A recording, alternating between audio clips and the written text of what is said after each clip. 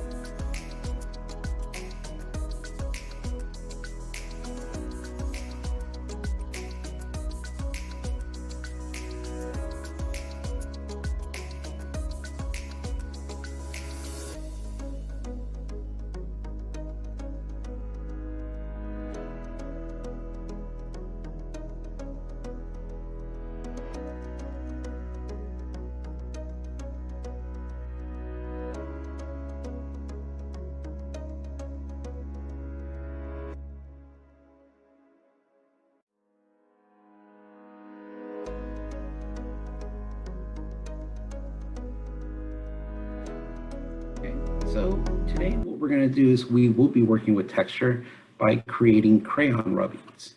So crayon rubbing is when you place a piece of paper over something with texture, and using a crayon, you color over it softly and then a little bit harder to get an image of the texture.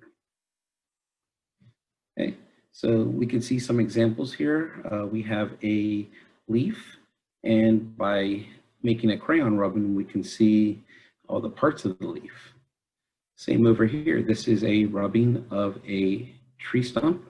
So we can see all the rings inside of it, and it tells us a lot about the tree. In Japan, they actually do fish rubbings. It's called gayutaku. And what it is they actually make a rubbing so that they can keep a record of the fish that they caught. So if someone tells their friends that they caught a big giant fish, they would have a rubbing to show that they actually caught it and that they're not making a tall tale. Right, so for today, we are going to create crayon texture rubbings. I'm going to actually show you guys a short little video that shows you how to create it. And we will talk a little more about it after the video. Now I'm going to show you guys how to create your own crayon rubbings. So the first thing I did was I walked around my house, inside and outside, and I found things that had texture. So that meant that when I touch them, I can feel the texture. So I use my wallet, this piece of cardboard, and just ripped it off. This textured paper, this little candle holder, it's made of metal, some leaves, and a little Lego piece. So first thing I want to do is I need to get my paper. All right.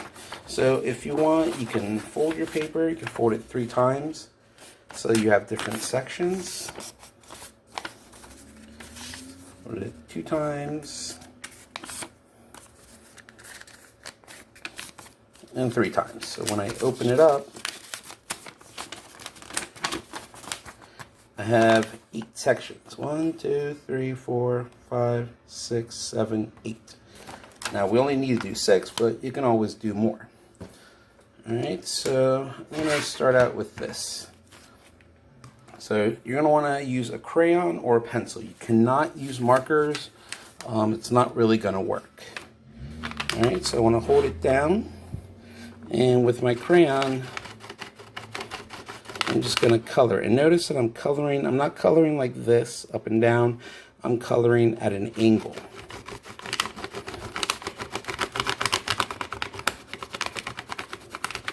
You want to be a little bit careful so that you don't break your crayon.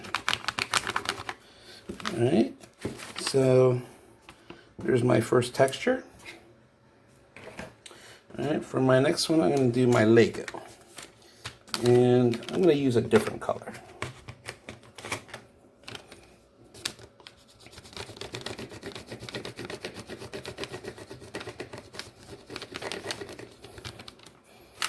Okay, so there's my Lego.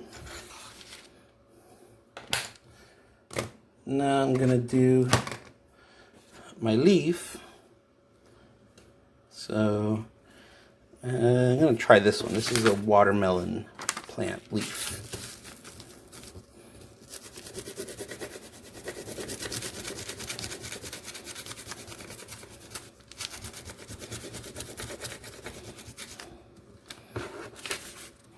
Okay.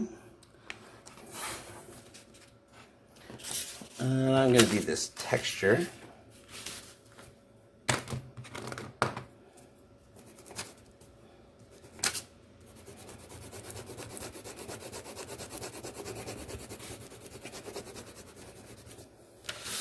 Now using lighter colors, it might be a little harder to see your texture.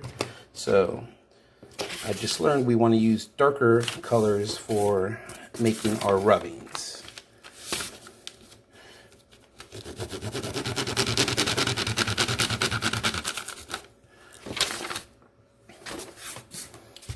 Okay.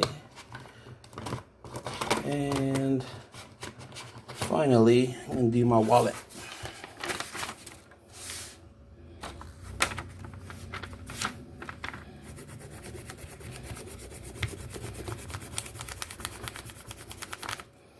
And there are my 6 rubbings. So as I said, you can always do more. It is fun to find things to make rubbings from, but you need to do at least 6. All right, and when you're finished, make sure that you take a picture and that you post to Google Classroom by the end of the day. Okay, so for our assignment, you are going to create 6 rubbings of different textures. As we saw in the video, you can fold the paper 3 times like I did to create sections, or you can use a couple sheets of paper if you want to make larger rubbings. Make sure that you are using darker colors so that they are easier to see. And when you are finished, make sure to take a picture of your work and upload it to Google Classroom by the end of the day. If you have any questions or concerns, you can contact me through Class Dojo, Google Classroom, or by email. All right, so that will be it, kids. And I hope you have a nice day.